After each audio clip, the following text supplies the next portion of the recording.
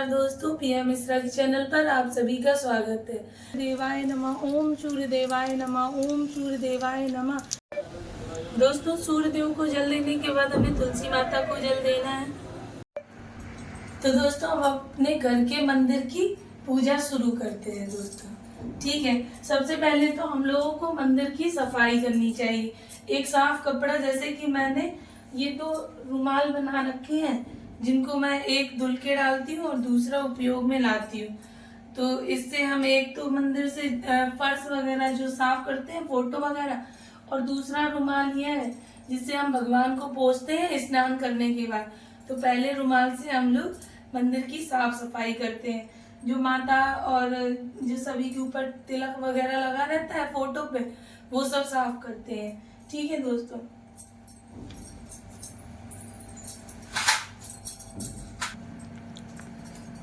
मेरे मंदिर में बहुत ही अधिक देवी देवता हैं, तो मेरा मंदिर भी बड़ा है, काफी बड़ा मंदिर है।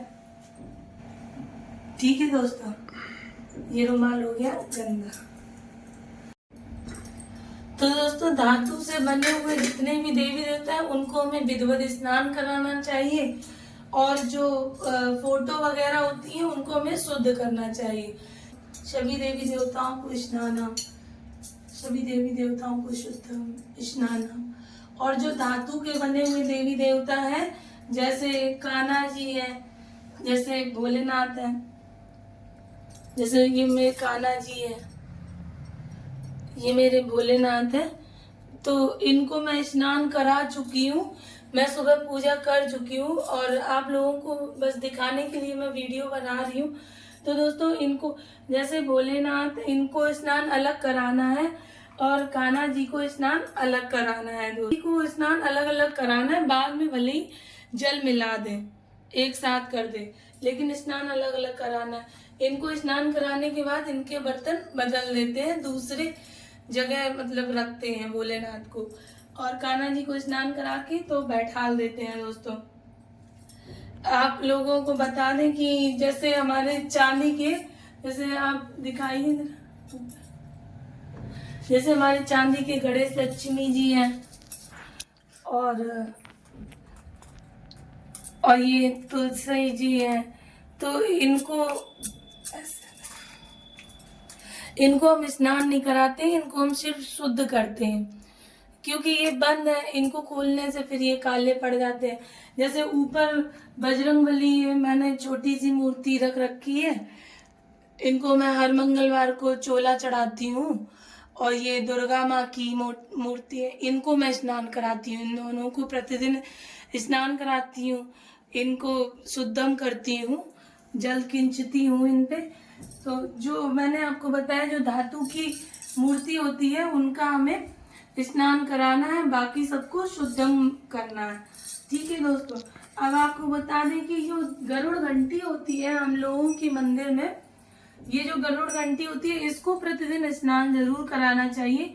गरुड़ भगवान होते हैं ये, इनको स्नान करके चंदन टीका जरूर करना चाहिए दोस्तों। तो अब स्नान कराने के बाद हम लोगों को सभी देवी देवताओं को फूल समर्पित करना है।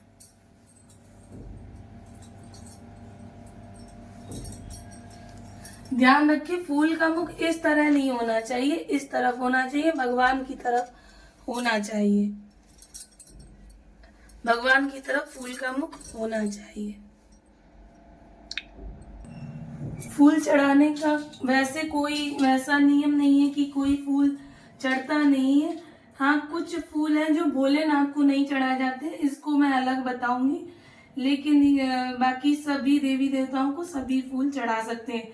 खुशबूदार फूल जो होते हैं वो सब देवी देवताओं को चढ़ते हैं। सभी देवी देवताओं को फूल चढ़ाने के बाद टीका चंदन करते हैं।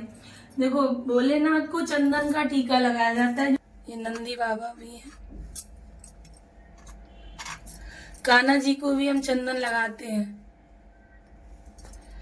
ऐसा नहीं है कि कोई देवी देवताओं को, सभी देवी देवताओं को वैसे हम सिंदूर लगाते हैं, बस भोलेनाथ को सिंदूर नहीं लगाया जाता है दोस्तों, और ठाकुर जी को सिंदूर नहीं लगाते हैं। वैसे उनको लगा सकते हैं। ये देखो ठाकुर जी ठाकुर जी को भी हम चंदन लगाते हैं प्रतिदिन। ये तुलसी की माला पहने हुए हैं, इनको स्नान करा के फिर तुलसी की माला पहना देते हैं। इसी तरीके से स्नान करा के फिर इनको तुलसी की माला पहना देते हैं, चंदन का टीका करते हैं। अच्छा, ठाकुर जी को स्त्रियां नहीं छूती हैं, इनको मेरे ससुर जी नहलाते हैं प्रतिदिन। सिंदूर सभी देवी देवताओं को चढ़ता है, सभी देवी देवताओं की पूजा में सिंदूर चढ़ता है दोस्तों।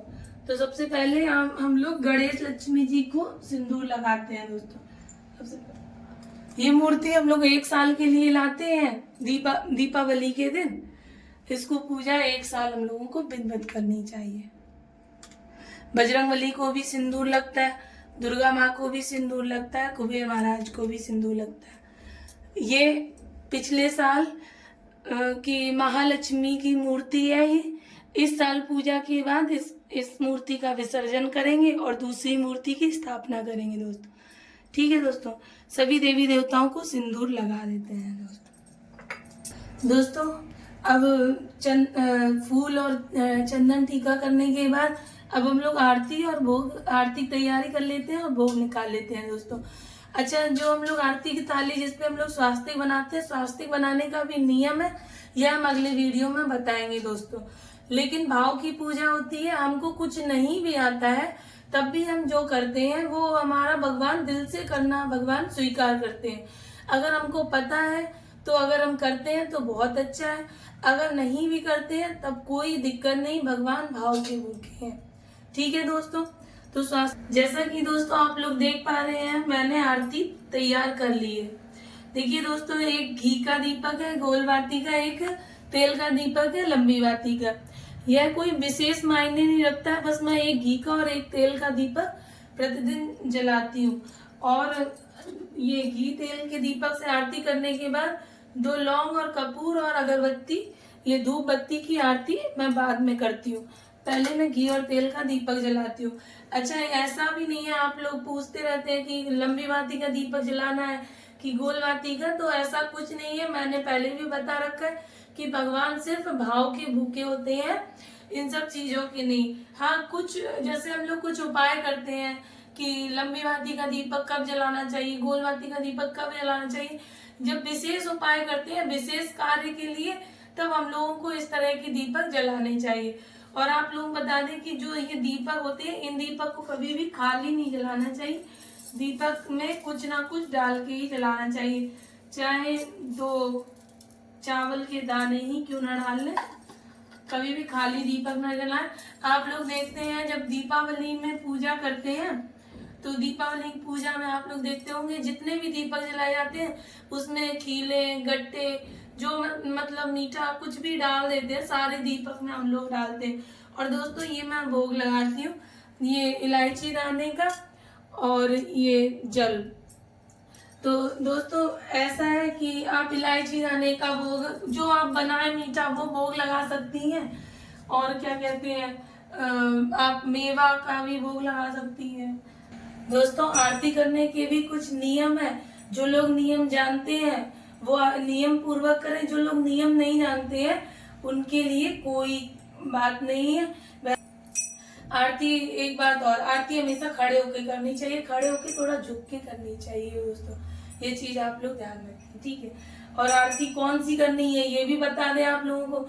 आरती आप लोग कोई भी कर सकते हैं, जैसे अपने इष्ट देव की कर सकते हैं, कोई भोलेनाथ को मानता है, कोई बजरंगबली को मानता है, कोई कान्हा जी को मानता है, कोई किसी देवी देवता को मानता है, वह अपनी इष्ट देव की आरती कर सकता है। अगर कोई सब नॉर्मल जैसे घरों में, जैसे हम लोग गणेश जी की आरती सभी घरों में होती है ज्यादातर, और गणेश जी की आरती बच्चों को आती है, तो वही आरती है मैं भी करती हूँ। और दिन के हिसाब से मैं तो आरती करती हूँ, गणेश जी की आरती करने के बाद जो दिन होता है उस दिन की आरती करती हूँ। ठीक है, जैसे सोमवार होता है तो भोलेनाथ की आरती, मंगलवार होता है तो बजरंगबली की आरती करती हूँ। तो क्योंकि मेरे मंदिर में सभी देवी देवता है, तो इसलिए मैं सभी देवी देवताओं की दिन के हिसाब से पूजा करती हूँ। लेकिन अगर आप लोग कुछ विशेष देवी देवता की पूजा करते हैं तो आप उनकी आरती करिए, वरना कुछ भी नहीं है तो आप लोग गणेश जी की आरती कर सकते हैं दोस्तों।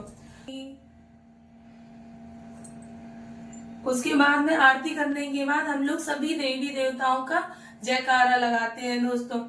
तो दोस्तों किस तरह जय गणेश भगवान की जय, कार्तिकेय भगवान की जय, अशोक सुंदरी की जय, पार्वती माता की जय, भोलेनाथ की जय, बजरंगबली बाबा की जय, विष्णु भगवान की जय, लक्ष्मी मैया की जय, सरस्वती माता की जय, नारायण जी की जय, शनि देव की जय, सूर्यदेव की जय, चंद्रदेव की, सभी बोले बिछड़े सभी देवी देवताओं की जय, चारों दिशाओं की जय। आरती करने के बाद हमें चारों तरफ घूमना चाहिए और आरती को करते समय कभी भी हमें हाथ नहीं घुमाना चाहिए। आरती जब हम लोग आरती के ऊपर से जब हम लोग जल आचमनी कर दें तब हम लोगों को आरती के ऊपर से हाथ घुमाना चाहिए। अब यह आरती हम लोग ले सकते हैं। ठीक है दोस्तों, ये हो गई आरती। अब ये आरती ये तो हो गई दीप वाली। अब धूप दीप वाली, कपूर और दीप वाली आरती भी हम लोग कर लेते हैं। बंद कर।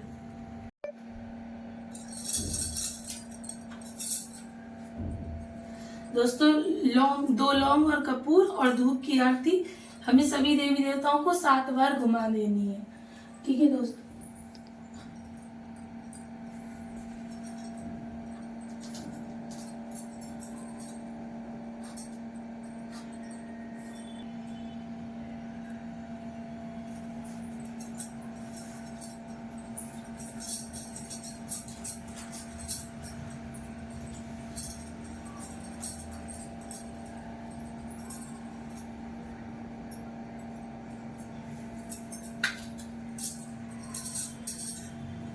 अब दोस्तों हम लोगों की आरती हो गई है। अब हम लोगों को भोग आरती गानी है। भोग आरती में आप लोगों को जो भोग आरती आती हो, जैसे मैं तो गाती हूँ, आओ भोग लगाओ मेरे भगवान, आप भी आओ सब देवों को लाओ। इस तरह की आरती मैं गाती हूँ, तो वो मैं आपको सुना देती हूँ गा के। आओ भोग लगाओ मेरे भगवान, आप भी आओ सब देवों को लाओ, आप भी आओ सब देवियों को लाओ, मिले करे भोग लगाओ मेरे भगवान, भोग लगा कर चली मत जाना, भोग लगा कर चले मत जाना, भक्त को दर्शन दो मेरे भगवान, आओ भोग लगाओ मेरी। अब भोग आरती गाने के बाद में हम लोग सभी देवी देवताओं से क्षमा मांग लेते हैं और उनके पैर छू लेते हैं। हे भगवान, हमसे जो भी गलती हुई हो उसको क्षमा करें और आप अपनी कृपा सदैव हम लोगों पर बनाए रखें।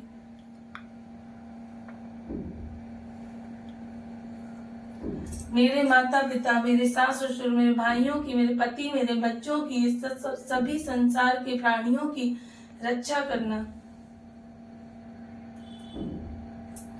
कृपा बनाए रखना भगवान। अब जैसे गौरा माँ को हम लोग 5 बार सिंदूर पहले चढ़ा दिए थे, अब वो सिंदूर हम लोगों को लेना है। इस तरह से गौरा जी को सिंदूर चढ़ाना चाहिए। देखो ऐसे पकड़ते हैं सिंदूरा 5 बार।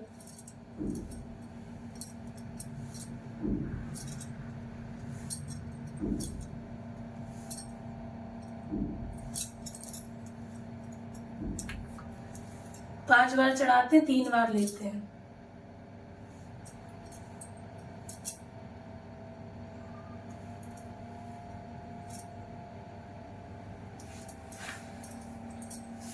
अच्छा, सिंदूर चढ़ाने के भी नियम है।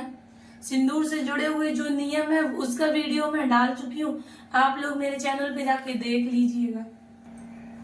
अब जो भोग लगा है इसको हम लोग थोड़ी देर में उठा लेंगे। ये नहीं कि सुबह का शाम को उठाएं, ये करना गलत है।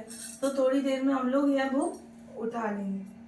तो दोस्तों अब ये आसन जो बिछाया हुआ था इसको अभी थोड़ा सा जल खींच के इसको हटा देंगे।